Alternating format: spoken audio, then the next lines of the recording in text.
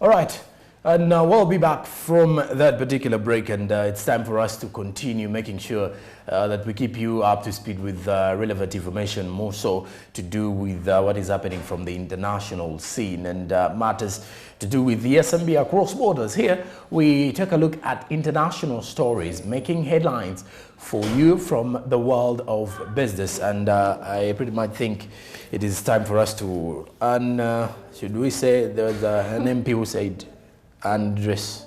So I think it is time for us to Andres.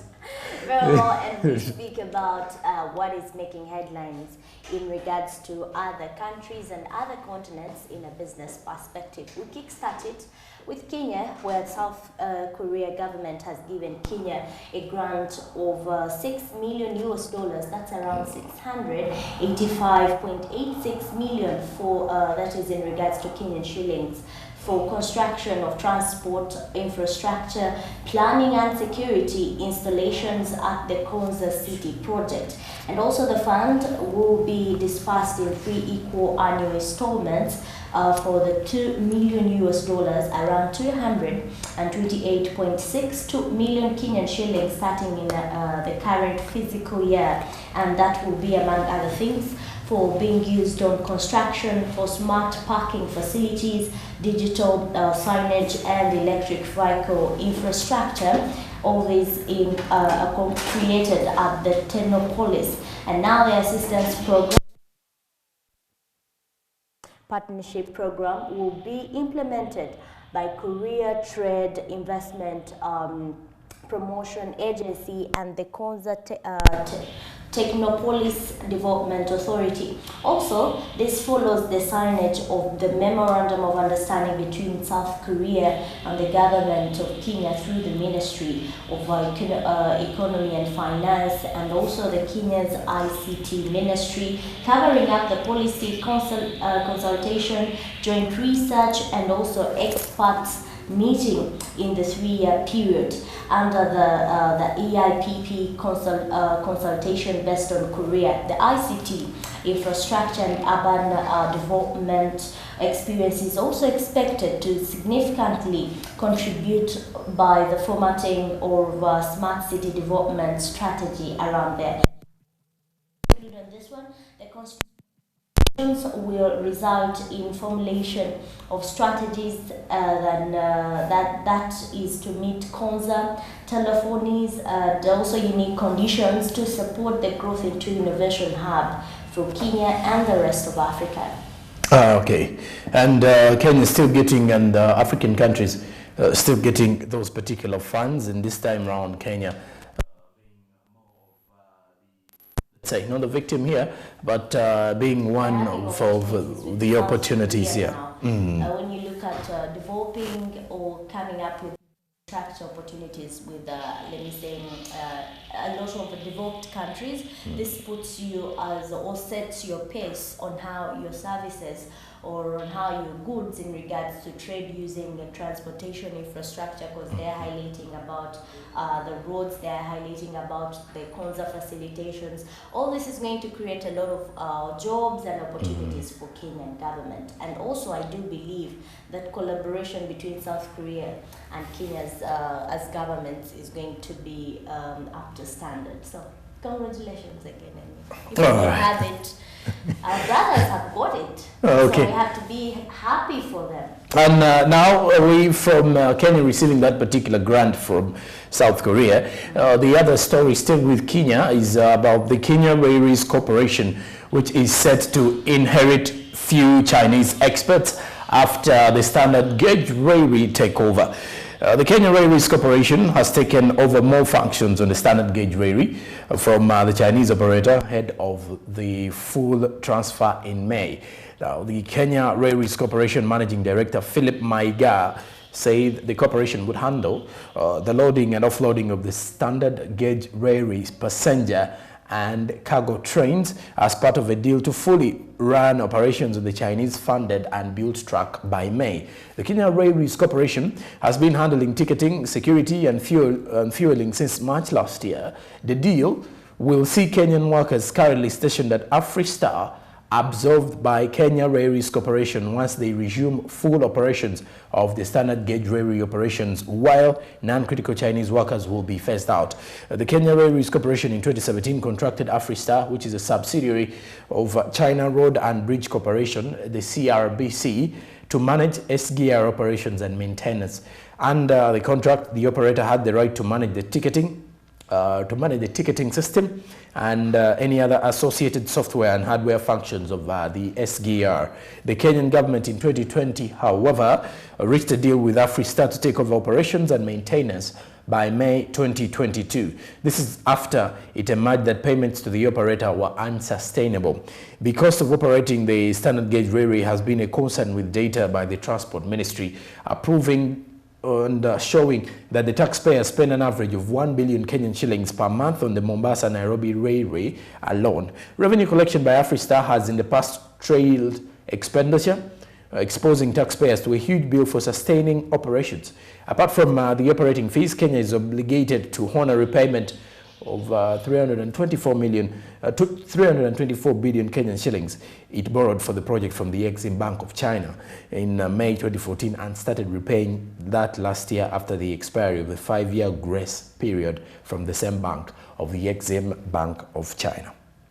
For a while, as we continue to speak about what is happening across borders, what is happening with the immediate neighbors, still with Kenya, we have a lot of our neighbors this time. You know, a lot of business with Kenya, so whatever affects them, at least we know to either tap into that opportunity or we're bound to lose with them as trade cooperatives or corporations around there. But we'll now look at KCB Group, whereby the KCB Group is pursuing pursuing undisclosed bank in the DRC, that is the Democratic Republic of Congo, to test the footholds around the Central African country. Now, the deal, according to the bank, it will be pushing the region's lender assets towards the Kenyan shillings around 1.5 trillion.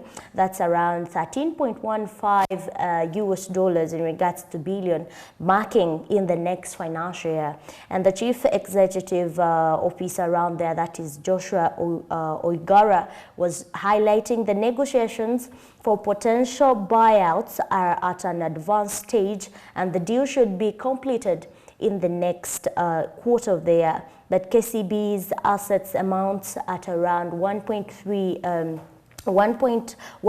trillion Kenyan shillings. That's around 9.91 billion US dollars. And the lender listed on the Nairobi Securities Exchange is keen on establishing a foothold in the mineral-rich Central African nation, spreading its operation to several countries. Now, Kenya, Uganda, there's Tanzania highlighted, Burundi as well, South Sudan there, and the DRC. It also runs a representative office around Ethiopia.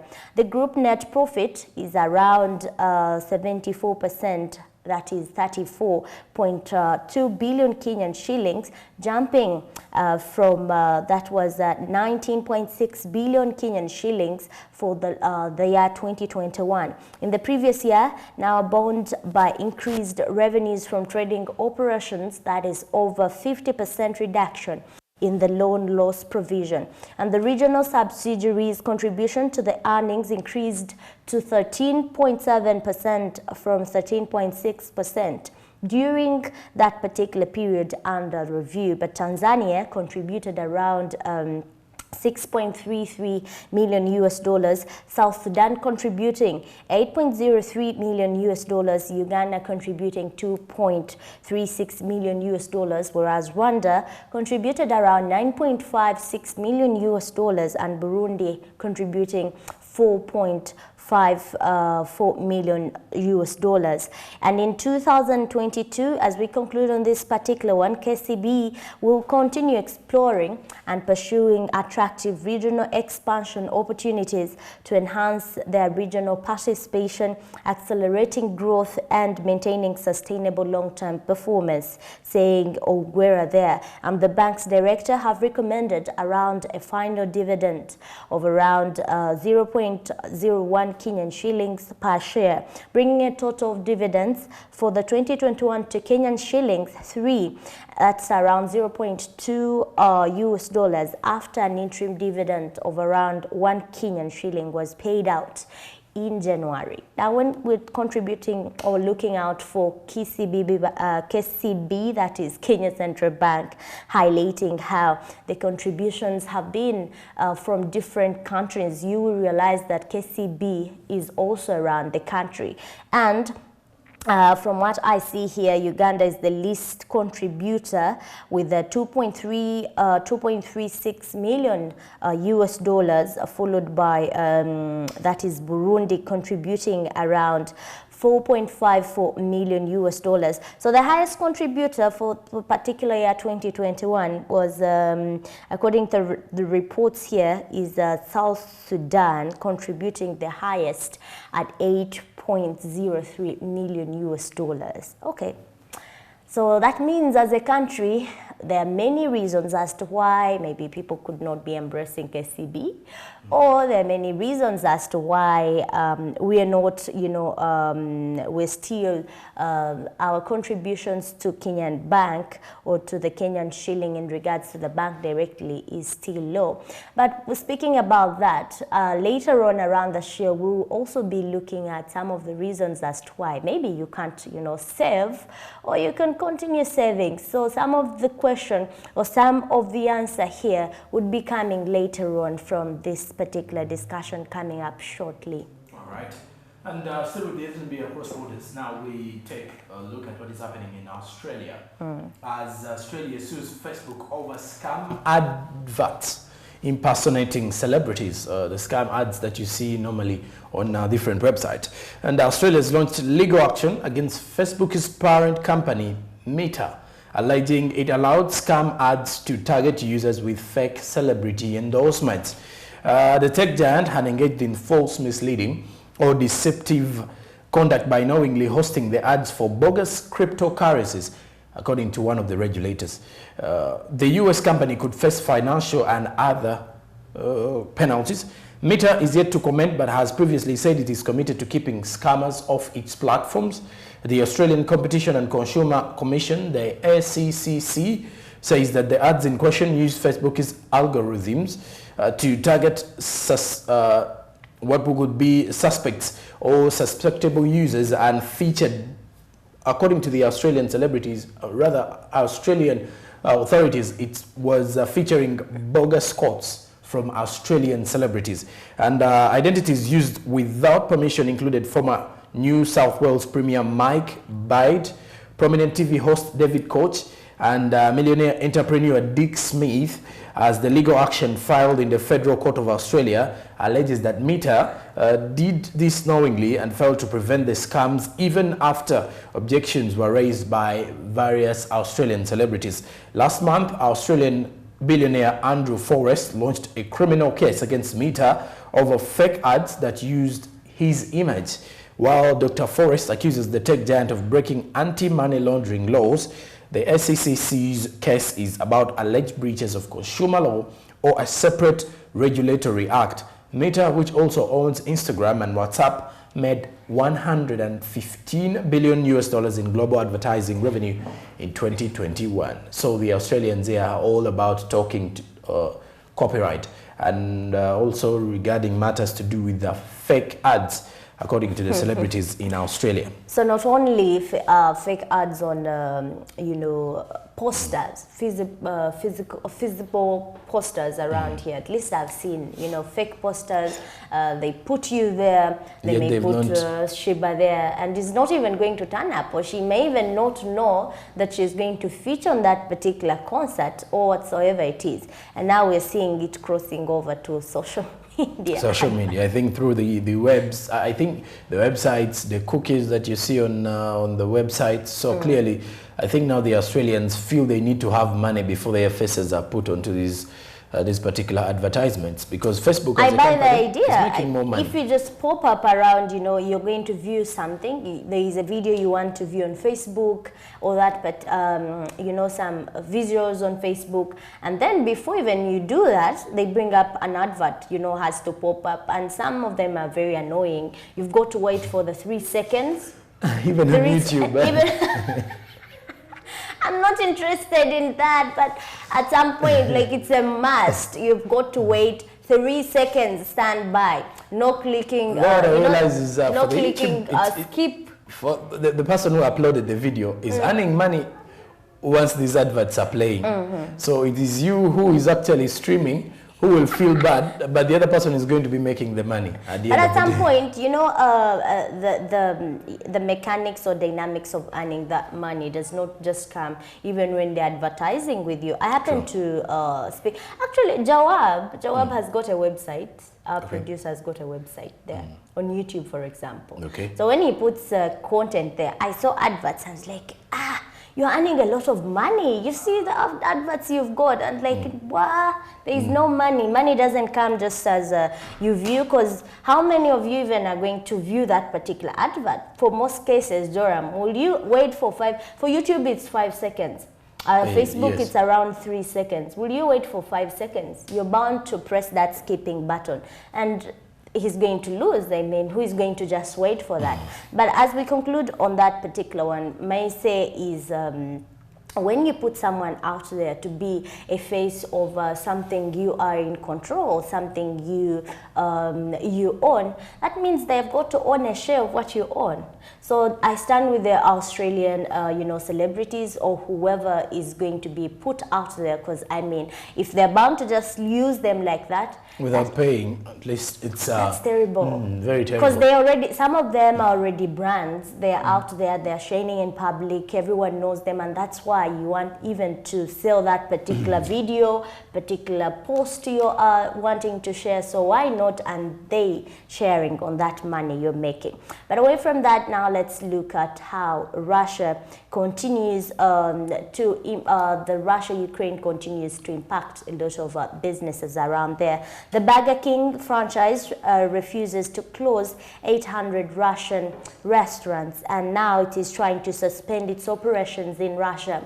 But that's proving difficult. A business partner controlling around 800 restaurants has refused to close them, the company said. The burger chain, owned by Restaurant Brands International, has a joint venture partnership with the businessman Alexander Kolobov in the Russia, that is RBI, controls just around 15% of the Russian Burger King business, and Kolobov is also responsible for the day-to-day operations and oversight of the locations in the country. That means the Burger King can't just snap the finger and close up the shop. McDonald's, by contrast, owns more than 80% of its restaurants in Russia outright. That made exiting the country significantly easier. But Burger King entered Russia about a decade ago, operating the joint venture with Kolobov, Investment Capital Ukraine, and VTB Capital, a Russian bank that has been hit with sanctions. But last week, the Burger King pulled corporate support from its business in Russia, including suspending operations, marketing, and supply chain assistance. The issue highlights the problem some Western companies and banks face in pulling out of Russia, complicated by the joint ventures of partnership that they do not have complete control over. For example, a Papa John's, that is a pizza franchise in Russia, refused to close about 200 locations even after the pizza chain suspended corporations or corporate support for it around there. And now we're speaking about, regardless or besides other companies, other corporates, restaurants, let be whatsoever it is, closing up because of the sanctions. And now other companies, even when they want to do close, but they find themselves not closing up. You know why? Because that particular entity or firm around there, even when you're operating in Russia, but maybe the mother, or they have got, they say mother companies, or maybe the mother company is not decided, so that means you're not going to be closing even when you're not having business. But when your mother company or the other sister company says, hey, which has control over you, by the way, says, no, you're not closing, what are you going to do? That means you have to hold down, or you have to keep resistance, controlling around 800 let be restaurants or even people, because they were highlighting here when the other firm, that is the pizza franchise that refused to close around 200 locations. But now we're speaking about the Burger King, which is now not going to be closing around 800 locations in Russia. Can you imagine that? I think this also, maybe the person who's actually running this franchise feels like there will be a lot of losses he will incur once he closes. Maybe he has realized he's been the only bigger. Closing is easier, but then building it up, because the sanction is not going to be there forever. 5 years down, 10 years down, you'll still have to get back in business. And I think he's realized he's the only big business brand left in Russia, because most of them have actually been closing. And he wants to take that road. That advantage, you still have the market with you. Why don't you first make the money? I think no, I'm just thinking. Okay, from what you're thinking, you could be right. I mean, why should you say that? Because one, where do you derive your stand? Because big brands, if you look at how many, over 800 restaurants that have been in Russia, he has refused to close them. Because I think for him, he's already in Russia and he's already feeling it. And he realizes, if I close, I'm like the only bigger competitor in the market currently from the outside world. Then let me compete with the Russian companies that are still there, or the Russian eatery companies. So that means as Burger King, as you could definitely see, and I think he has been making money during this time when his fellows have been closing. I mean, so he realizes closing down may be it's just one business or one simple food that you can just, even when you're on the run, bombs are hitting, that you can just grab. And there are no physical fighting in Russia, by the way. So I think he has realized there's no physical fighting in Russia. That means the business environment is still okay, because the physical fighting is in Ukraine. And like any other business person, you would always have to think of how you remain active in business, regardless of what situation that is actually prevailing. So for you, it is always so good for you to look at the possibilities of continuing to do business. And you're very right, because the reason why most giants are closing, businesses closing in Russia, because every government seems to be, against Russia. They seem not to stand with it. And you know what happens if you are, maybe you're a parent, and you're in a societal community, every community is against you. How about your children? Some of your children will be, trying to distance away from you. But even you've just got those children, you feel like those are yours, but some of them will not even stand with you. That is what is happening now with Russia and businesses. But now there is only that, one giant that has got to remain or make a particular decision, either to quit or remain there. But the fear here, what I can see here is, because he's still at, the business is in a dilemma. Can I close? Can I keep it? You know why? What if, because a majority of the states are against Russia. What if something happens to Russia? What is going to be the fate of 800 restaurants that the person owns around here, the business of the Burger King? And then the other fear is, then what if I close and go away? What happens after the sanctions are done? Am I going to stand the same positioning that I had earlier on? So all those bring around a dilemma there. But what I can say, maybe you can The Burger King can take up Joram's advice of staying in business, since, you know, there is not a lot of fighting in Russia. I think it's just like the entire world is against Russia, and the business community is actually suffering from these particular sanctions that are actually filled up with Russia. But I believe most of them would not want to show the impact that losing that market in Russia has. But if you to look at Russia as a country, it's one of the, if I'm not mistaken, I think Russia is one of the largest countries in the world, as a matter of fact, either number 1 or number 2. If I it's among the top countries that have got, you know, that bigger space. Bigger space. So that means clearly even the market space can be so big and so wide. So I think most of them are suffering, and Burger King realizes if you have over 800, I think here we do not have any franchise that has even over 100 branches here. So you can only imagine 50. Even 50. There is none. There is none, be it a bank or anything. I think it's all actually banks that are trying to expand. But banks are, at least banks are trying to expand in region areas. They have a number of branches, either mini branch or all that. Make 50. But when you look at they're still below 25 actually. But if you look, no, above 25, I think some banks have above 25, because with the districts that we have currently, now most of them have been expanding to above 25. I think you may find out that we even have some that are actually about to hit 50, or even have already hit 50. But speaking of 100, bank, we're just talking about banks. But for I don't banks, think it's easier to go to regions. How about these other businesses? I don't think it becomes very, very difficult 25. Here in Uganda. I think even below 20.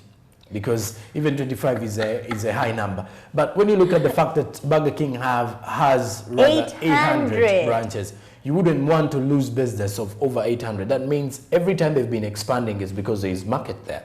So if I told you you're going to close down 800 So the Burger King is that example we always talk about of, can you take that risk? Go for it. So I'm believing that this business is just looking out for any risk that is going to be coming. They're just ready for it. But we await for what comes along with all those sanctions. All right.